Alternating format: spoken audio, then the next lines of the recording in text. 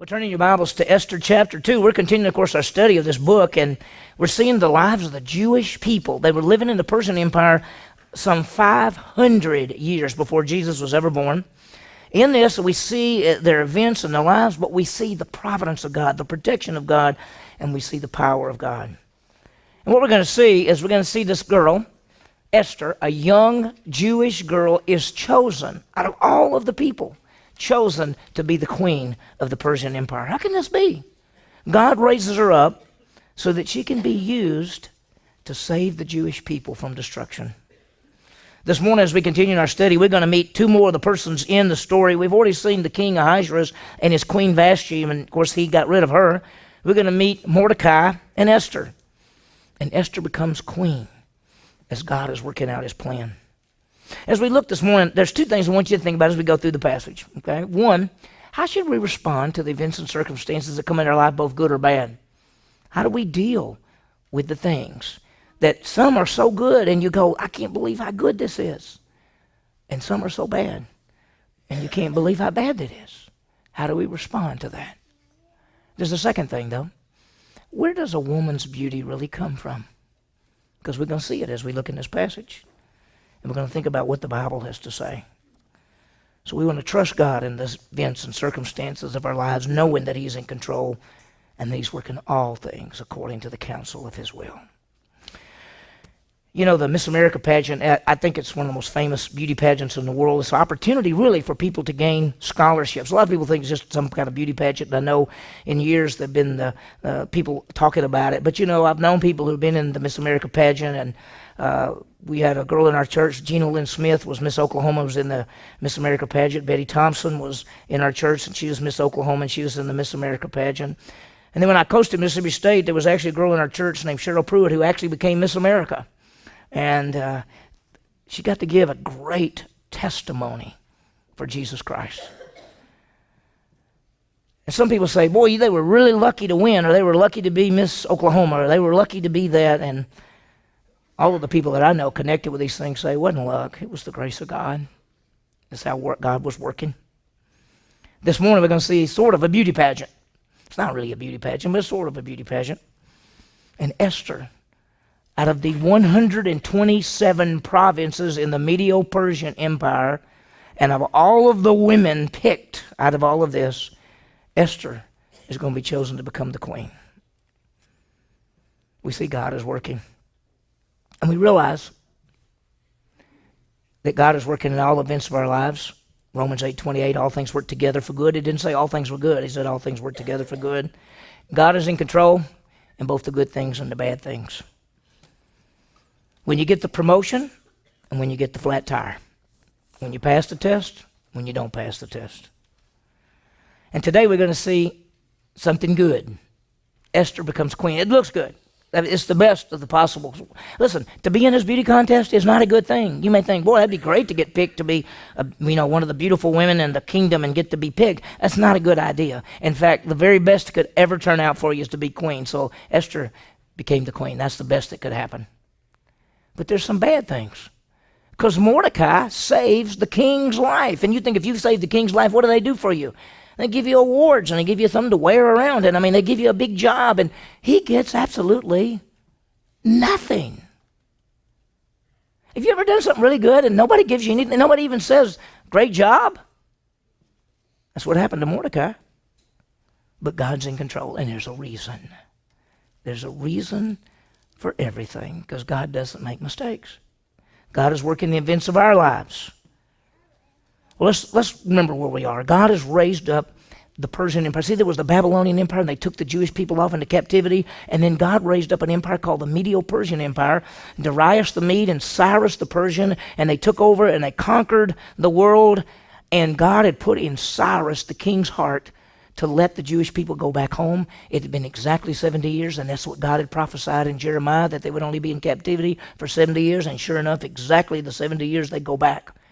And the books of Ezra and Nehemiah are the books that tell of those who went back, who left the Medo-Persian Empire and went back to Israel, went back to the homeland. But the book of Esther is the story of those who stayed. And these are Jewish people living in the Medo-Persian Empire, in the capital of the Medo-Persian Empire. And to be real honest, they should have gone home.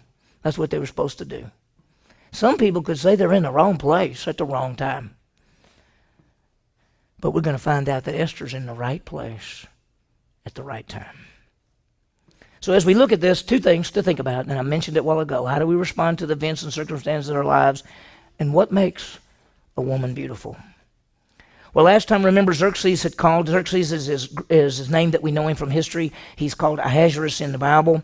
He had the big party, and he called for his queen to come in. He wanted to come in so all of these drunken men could look at her and see how beautiful she was, and she wouldn't go. And she wouldn't come in, and so he was embarrassed, and he was all prideful, and he called in his officials. He said, what are we supposed to do? And then they all got all worried, and one of them said, gosh, this is a bad idea, because if she doesn't obey you, none of our wives are going to obey us. So let's make a decree. And so they made a decree that Queen Vashti could never come into the presence of the king again, and that all wives had to obey their husbands and honor them. And they sent that out. And that's the last thing that we saw. That's how chapter 1 ended. We told you that he threw the big party because he was getting ready to go fight against the Greco-Macedonians, and he did. And at first he was winning, and then he lost, and he came back. And 4 years have passed, and now as we start chapter 2, it's been 4 years, and they've lost the war, and the Greeks are going to get stronger and stronger and stronger under Philip of Macedonia and Alexander the Great, and they're going to conquer them eventually. But here we see King Ahasuerus, and what's going to happen now? 4 years have passed. Let me give you the outline for the chapter. We're going to see the plan is to get a new queen. We're going to give you the background on Esther and Mordecai, who they are. We're going to see choosing the new queen, the gathering, the procedure, the selection. And then we're going to see at the very end, Mordecai saves the king's life. And we'll see how that fits. So there's a lot there. Well, let's look what happens. Chapter 2, verse 1. After these things, when the anger of King Ahasuerus had subsided, he remembered Vashti, what she had done, and what had been decreed against her. Now, after these things, is after the war and the defeat, because we don't know, we can't tell, but 4 years have passed from chapter 1 to chapter 2. He then remembered. He remembered what Vashti had done, how she had basically rebelled against him, and how that she wouldn't obey him, and so he had to put this decree. And by the way, you remember the laws of the Medes and the Persians can't ever be changed. Once you have a law, you have a law. And so the law was that Vashti could never come back. And so he's now remembered that. He said, I liked her, really. She was a good queen. But I don't have her anymore. And he remembered what had been decreed against her. And sometimes, and this is the truth, that sometimes we do things that have lasting consequences. He got drunk, called us in, she wouldn't come. He banished her, he put a decree that can't be changed, and now he can't change it. And sometimes things happen in our lives, and sometimes we do things that have lasting consequences. So look what happens. Then the king's attendants who served him said, we got an idea. Let beautiful young virgins be sought for the king. Let me tell you, these attendants are most likely the cabinet guys, the same guys that we saw 4 years ago, the same guys that met together and were all worried about their wives not obeying them. And they come in and they said, we better come up with an idea, because if for some reason he brings Vashti back, somehow, you know what that means for us? That we'll all be killed. So they said, we better come up with a plan. And it sounds like a pretty good plan. Here's the plan. The king's attendants who served him said, let beautiful young virgins be sought for the king. Let the king appoint overseers in all the province of his kingdom, that they may gather every beautiful young virgin to the citadel of Susa, to the harem in the custody of Haggai, the king's eunuch, who is in charge of the women, and let cosmetics be given to them.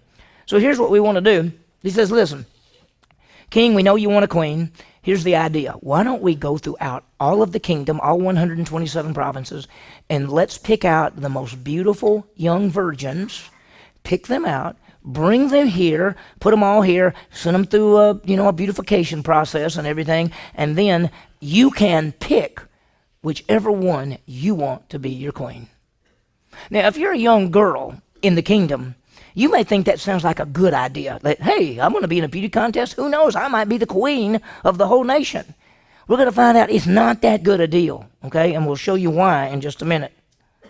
But what does this say about Xerxes? Because if you continue to read, it says he was pleased. It pleased him. He was glad. When it says that their cosmetics be given to them, it literally says, polish them up. shine them up, get them ready, get them where they look the best they can look. Then it goes down in verse 4, it says, then the young lady who pleases the king, will be the queen in place of Vashti. So we're going to get to pick out, king, you'll get all of these beautiful young girls, and you'll get to pick out whichever one you want to be the new queen. And the matter pleased the king, and he did accordingly. He said, that sounds like a great idea. Sounds like a great idea. That's what he's going to do. Now, before we find out what happens, we're going to meet the two key people in the whole book, and that's Mordecai and Esther. So look at verse 5. Now, there was in the citadel of Susa a Jew whose name was Mordecai, the son of Jair, the son of Shimei, the son of Kish, a Benjamite, who had been taken into exile from Jerusalem with the captives who had been exiled with Jeconiah, king of Judah, whom Nebuchadnezzar, the king of Babylon, had exiled. Now we meet this man, and his name is Mordecai, and he traces back his lineage. Okay, it goes back to his dad was Jair, and then there was a guy named Shimei, and then there was Kish, and then there was a Benjamite who was a Benjamite, and they got taken off into captivity. Some 70, maybe, really, it's going to be possibly close to 80 to 90 years earlier. These guys had been taken into captivity by Nebuchadnezzar, king of the Babylonians, take them off into captivity, and they've never come back. And Mordecai's still living there. Now, he wasn't taken off into captivity. He probably wasn't alive. He was born in captivity. He's never known Israel. See, one of the reasons so many of the Jewish people never went back is because they didn't know the land. They were born in captivity. They were born in Babylon. And when the Medo-Persians took over, they thought, well, we'll just keep living here. Why would we go back? We don't even know what it's like back there. In fact, we've heard everything's been messed up, and if you go back, it's going to be really hard to start all over. And so most of them stayed. And that's what Mordecai's doing. He stayed. And then it says this.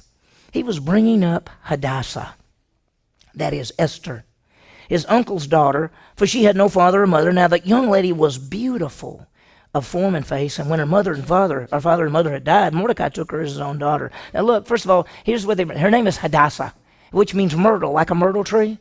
Her name is Hadassah. Now Esther is really a Persian name. Ishtar, it's Persian. It was one of the Persian goddesses. So when we say Esther, we're actually using a Persian name. So if you want to be biblical and want to say, well, I don't want to use any false god name, we'll just call her Hadassah. But Esther's okay. She's still the same girl. And so it says that he was bringing up Hadassah, that's Esther, his uncle's daughter. That made her his cousin. But he's a lot older. In fact, she lost her mother and father, and he was older, and he said, I will take care of you. You've lost your mom and daddy, which was my uncle. You're my cousin. But I'm older than you. I will take care of you. And so it says, now the young lady was beautiful in form and face, and when her mother and father died, Mordecai took her as his own daughter. Now she's a beautiful person. She's going to be just one of those that they want to pick, don't you think? Can you imagine going into communities and saying, you, hey, you, come here. Yeah, get on the wagon, okay? No, you, come here. We're picking out all the beautiful girls, the beautiful young girls, to take them to the king. Now, it sounds like, pick me. You don't want to be picked. You don't want to be picked. You know why? Because if you go, and you're going to be in the contest, and if you don't win, you're going to be in the harem, and you will never be married. You will never have a family. You will be at the beck and call of the king for the rest of your life. Is that what you want? So I don't want that. And even if you get picked to be the queen, we're going to find that in the book of Esther, there are times the king never has anything to do with the queen. When she was going to go see the king, she said, I haven't talked to him in a month. I haven't even seen him in a month. This is not a glamour thing. This is a bad thing. This is a wicked man picking out young girls to keep them with him for the rest of their lives. So Mordecai had been raising this sweet little girl. And watch what happens, verse 8. It came about when the command and the decree of the king was heard, and many young ladies were gathered into the citadel of Susa, into the custody of Haggai, that Esther was taken to the king's palace into the custody of Haggai, who was in charge of the women. As I said, this looks good, but not really. They'd be in the king's harem, never to marry, never to have a family, just to be at the beck and call of the king for the rest of their lives. And look what happened. They saw Esther, who was beautiful, and they said, hey, you, come here, you're here. And she's been taken. Now let me tell you, Esther was amazing. Because look what it says. And we see the providence of God. Look at that next slide. I'm just going to throw this up. We see God's providence. Look what it says. Now the young lady, verse 9, pleased him. See, he was taken to this guy. His name is Haggai. He is king. He's the one that's in charge of this whole deal. He's in charge of all these girls. His job is to take all of these young girls and get them as looking as good as they can possibly look, and then send them to the king one at a time. That's his job. And for some reason, it says, the young lady pleased him and he found favor with her. When he saw Esther, he went, hey, you, come here. You're pretty special. Look, give me 7 maids. Come here. Y'all take care of this lady. Put her in the best place. Put her right over there. I want her to have the best place. Why? Who's working behind the scenes? Who's working in all these events? God's name is never mentioned in the book of Esther. And yet God is all the way through it.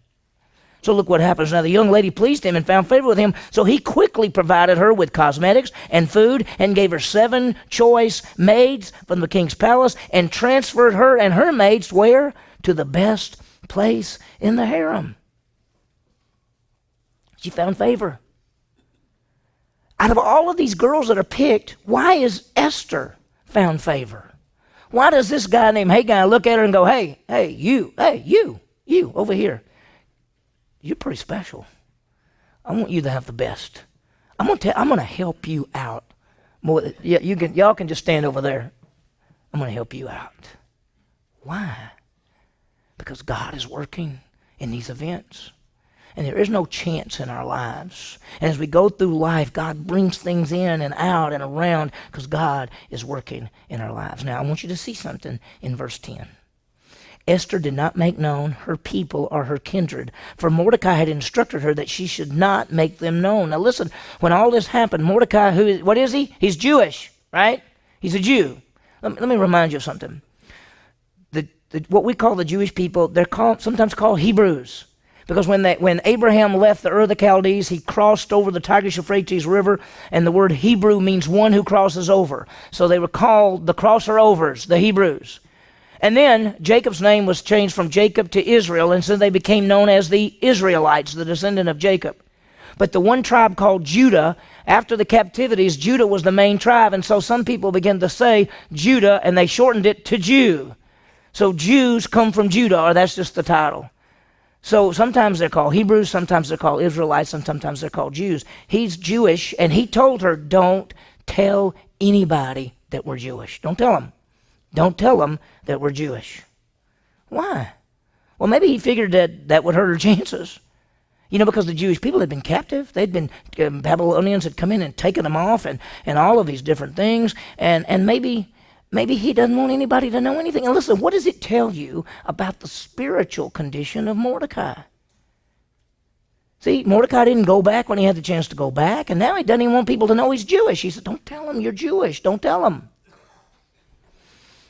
Did you know another person that didn't tell people they were Jewish? His name was Jonah, and he was disobedient to God, and he didn't tell people he was Jewish when he got on that ship to go. So what happened? So Esther did not make known her people or her kindred, for Mordecai had instructed her that she should not make them known. Don't tell anybody you're Jewish. Every day Mordecai walked back and forth in front of the court of the harem to learn how Esther was and how she fared. He'd go every day and check on her. Now I think some people would begin to say, who is this older man that keeps coming and checking on this girl every day? He's like her father. He raised her. But nobody knows that that Esther is Jewish. Now, have you ever gotten ready for, if you're a lady and you're getting ready for a party or something, it might take a little while. For guys, we go, I don't even have to do that. And just put on, and you're ready. And you say, are you ready yet? No, I'm not ready yet. Okay, why? Right? How long does it take? Right? Look at this, verse 12. Now, when the turn of each young lady came to go to the king Ahasuerus at the end of her 12 months under the regulations for the women, for the days of the beautification were completed as follows: 6 months with oil of myrrh and 6 months with spices and cosmetics for the women. It took them a year to get ready. The king might say, well, how much longer do you think before I'll start seeing some of these girls? About a year. Don't worry about it. It's going to take them a year. So here's what would happen. The young lady would go into the king in this way. Anything she desired was given to her to take with her from the harem to the king's palace. This is not a good story. Look at the verse. In the evening she would go in, and in the morning she would return to the second harem, to the custody. This man's name is Shazgaz. He's the king's eunuch who was in charge of all the concubines. These are the ones the king already has. She would not go into the king unless the king delighted in her and actually summoned her by name. So this isn't that great a thing. They're going to get all ready. After a year, they're going to go into the king, a night with the king. And then the next morning, thanks for coming. And she goes in there with Shazgaz, and she may never come out of there again for the rest of her life. So this isn't a fun thing. This isn't a great thing. She's going to be one of the king's concubines for the rest of her life. So look what happened. Now when the turn of Esther, the daughter of Abihail, the uncle of Mordecai, who had taken her as his daughter, came to go into the king, she did not request anything except what Haggai, the king's eunuch who was in charge of the women, advised, and Esther found favor in the eyes of all who saw her. Now this guy, who's been taking care of Esther, who's kind of the charge of everything, he says, listen, let me tell you something. I know the king. I know him well. Here's what you need to take. Here's what you need to say. Here's the way you need to act. He's got her ready, and she says, what do I need to take in there? She says, I'm just giving you all. So she only took what he advised her, and Esther found favor in the eyes of all who saw her. Everybody looked at her and went, you are a knockout. You are beautiful. So Esther was taken to King Ahasuerus, to his royal palace, in the 10th month, which is the month of Tebet, in the 7th year of his reign.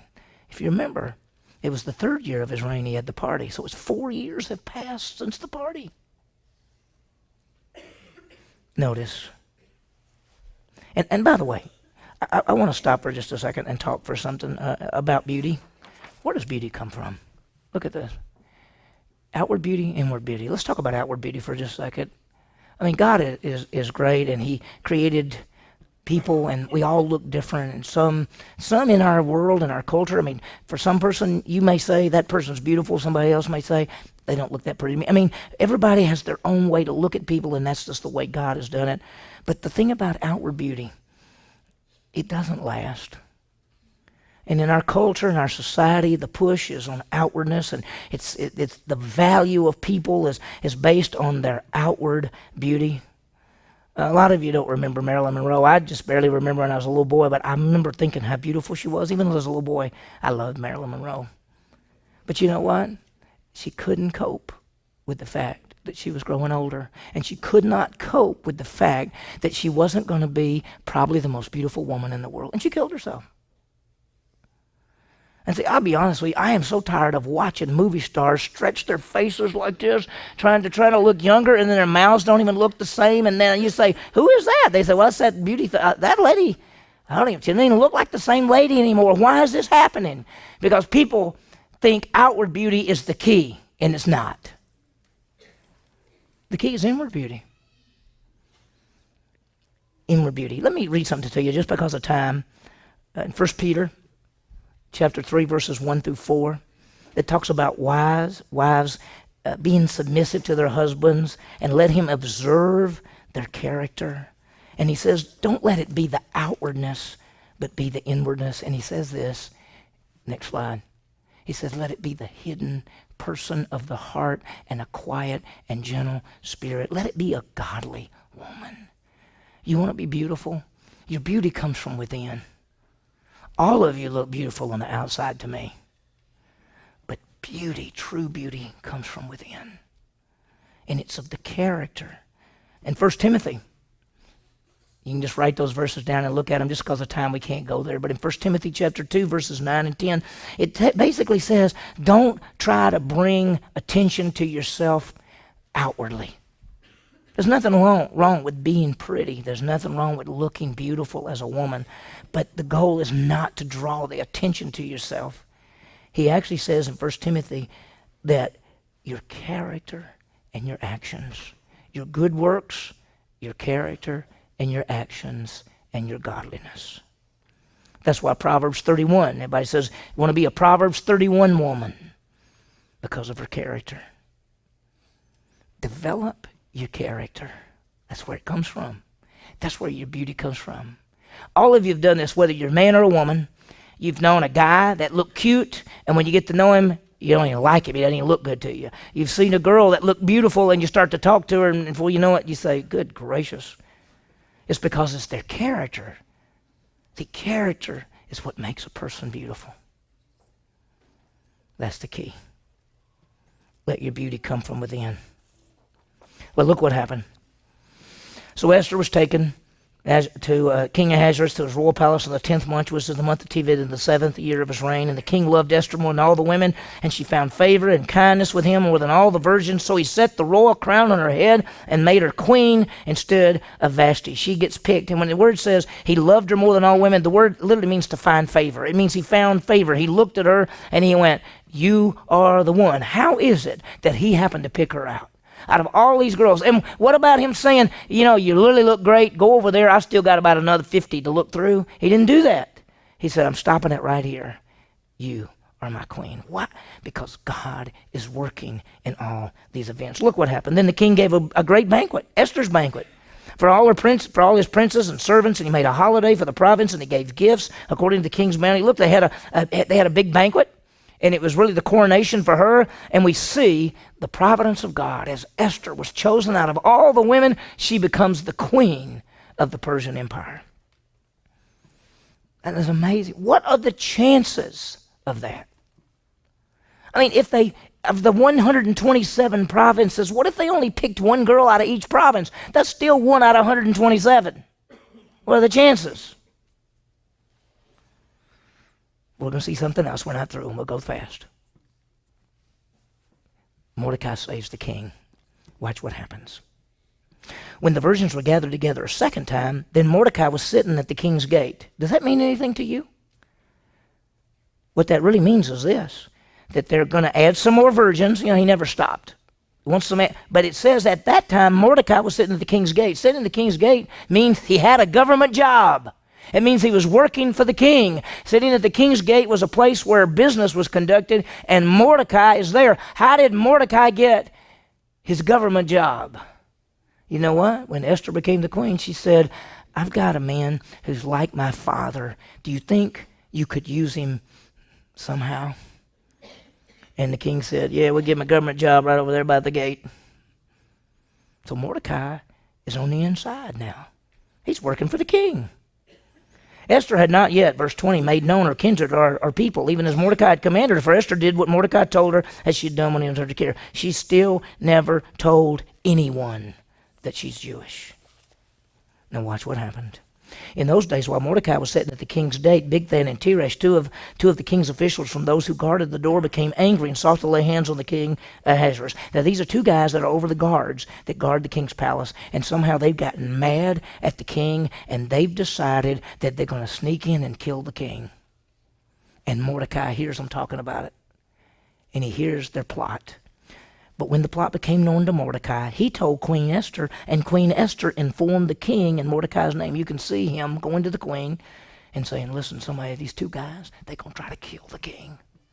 She said, thanks for telling me. She goes to the king and she says, those two guys, they're going to try to, my friend, my second daddy, Mordecai, he told me these two men are going to try to kill you. You better check it out.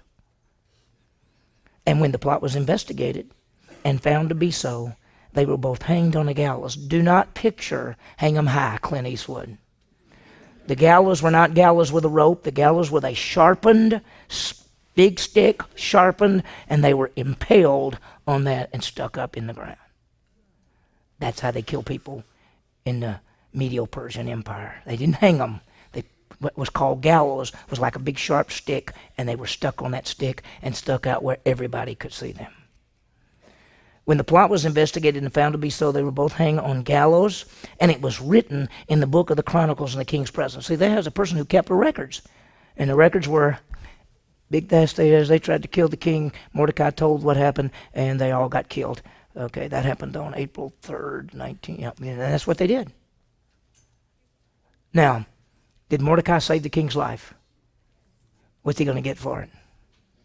Nothing. If you're Mordecai, you go, what do you think I'm going to get? Like, will it be a party? Will I get a raise? Will I get a new job? What's going to happen? And nothing ever happened. Nothing ever happened. And in the next chapter, 5 more years are going to pass. And if you're Mordecai, you could say, well, that was great. I got nothing. Who's working all these events? God. And even in the midst of something that looks bad, and you're saying, Mordecai, you didn't get anything? That's a ripoff. No, God's in control. God's working. Not rewarded. God is working. So what have we seen? We've seen the contest was held, Esther was picked, all the preparation, she was picked, and Mordecai got a good job, and then he saved the king's life. What can we learn from this? Okay. Trust God in the events and circumstances of our lives. He's in control, and we can be comforted by the fact that God is in control. Think about this chapter. Think about the providence in this chapter, both good and bad. We see Esther's picked, and Haggai, and she becomes favorite with him, and then she gets picked by the king, and Mordecai gets to be at the gate. He hears about the plot, all of these things. And so there's both good and bad, and we see the good, Esther becomes the queen. We see the bad, Mordecai's not rewarded. And if we say it, we can say, thank you, God, for the good. Where is God in the bad? God is there in the bad as with the good. He never leaves us. We're never alone. God is working in every event. So how do we respond when things are good and when things are bad? We have to trust him. Second, women, be women of character. Let your beauty come from inward. Because see, outward beauty does not last. Inward beauty lasts forever. That's your character. And these verses, I just threw them up. 1 Peter 3, 1 Timothy 2, Proverbs 31. They're all places. Listen, if you want to be attractive because of your character. Because it'll last forever. And you'll just get more and more beautiful as the years go by. Don't get caught up in what the world thinks is beauty and valuable. Go what God says. May we trust God in the circumstances of our lives, putting our emphasis, both men and women, put our emphasis on character, and let's live according to the Word of God, trusting him in all these events.